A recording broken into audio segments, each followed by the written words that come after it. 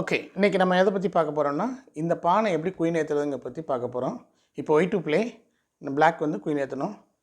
Rook இங்கே ஆடினாங்க அப்படின்னா பிளாக் இங்கே ஆடுங்க, இங்கே ஆடினாங்கன்னா இங்கே ஆடுங்க, இங்கேனா இங்கே, இங்கே வச்சாங்கன்னா இங்கே. ஏன்னா இதுக்கு முன்னாடி பொசிஷனில் இங்கே வந்தீங்கன்னா இவங்க இங்கே வந்துடுவாங்க. குயின் ஏற்றுனீங்கன்னா செக் வச்சு குயின் எடுத்துருவாங்க. அதனால தான் இந்த ரூக் இது வரைக்கும் இவ்வளோ தூரம் வரைக்கும் வர்றோம். புரியுதுங்களா?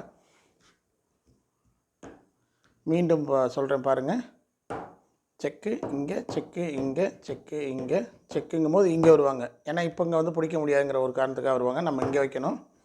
இப்போது அவங்க குயின் ஏற்றுனாங்கன்னா செக் வச்சு அவங்க எடுத்துட்டாங்கன்னா ஸ்டேல்மேட் வந்துடும். அதனால் அவங்க குயின் ஏற்ற ட்ரை பண்ணுவாங்க. அப்படின்ட்டு ரூக் இங்கே ஆடினாங்கன்னா நீங்கள் குயினாக ஏற்றாதீங்க, ரூக்காக ஏற்றுங்க.